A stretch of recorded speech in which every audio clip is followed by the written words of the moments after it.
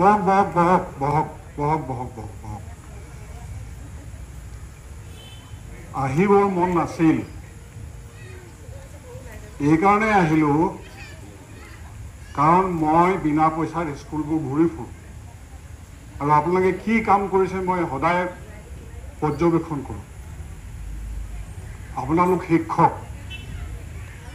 শিক্ষক মানে বুজি পায়নে শিক্ষক মানে কি আপোনালোকে সকলো ল'ৰা ছোৱালীক সমানে ভাল পায়নে ছমাহত 20 বস্তা 20 কুইণ্টেল চাউল পচি যায় সেইবোৰ আপুনি গম পায়নে আপোনাৰ স্কুলত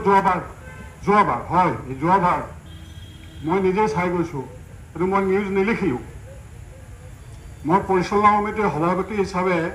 আপোনালোকক সদায় কৈ থাকোঁ সকলোকে সমান ব্যৱহাৰ কৰিব সকলোকে মৰমেৰে চাব আপোনালোকে ইমান চৰকাৰে পইচা দিছে বহুত টকা দিছে দৰমহা সেইখিনি টকাৰে আপোনালোকে কিয় ফাঁকি দিয়ে কি কৈছে ফাঁকি দিয়া নাই ফাঁকি নাই দিয়া আপুনি দেৰিকৈ আহে সদায় স্কুললৈ আপুনি সদায় দেৰিকৈ 15 মিনিট দেৰিকৈ আহে কিয় 15 মিনিট দেৰিকৈ আহে আপুনি নিয়মানুৱৰ্তিতা নাজানে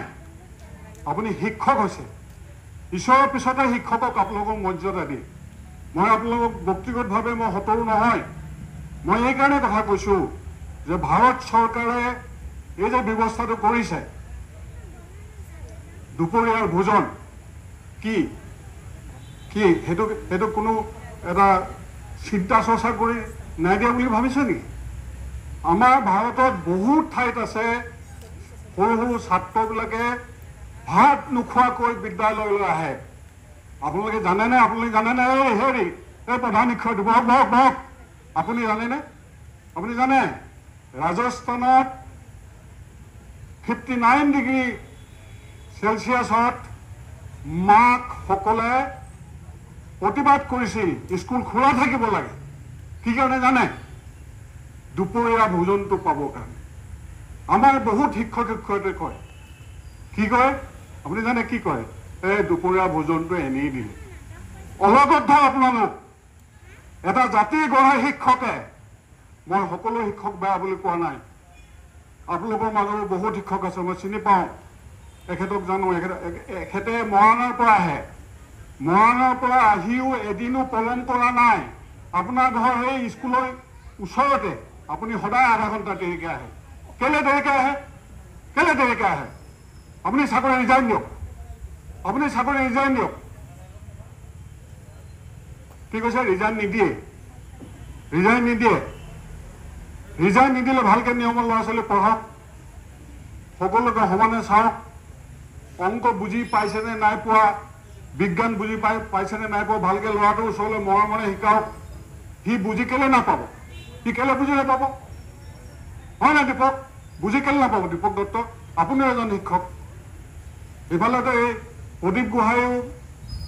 শিক্ষক নহয় বাৰু তেওঁ মাজে মাজে স্কুল ঘূৰি ফুৰে এইফালে চেতিয়া বুলি এজন ভাল নাটক কৰা তেওঁ মাজে মাজে এইবোৰ কথা কয় কিন্তু সমজুৱাকৈ কোৱা নাই কৈছে যে সমজুৱাকৈ আমি যদি কথাবোৰ নকওঁ তেনেহ'লে আমাৰ দেশখন কেনেকৈ উন্নতি হ'ব গতিকে মই আপোনালোকক ৱাৰ্ণিং দিছোঁ অহাকালিৰ পৰা সদায় নিয়মত 5 মিনিট আগতে স্কুলত উপস্থিত হ'ব আৰু সকলোকে সমান চকুৰে চাই শিক্ষাদান কৰিব নহ'লে ঈশ্বৰে আপোনালোকক সুদাই নেৰে গম পাইছে ঈশ্বৰে নেৰে ধন্যবাদ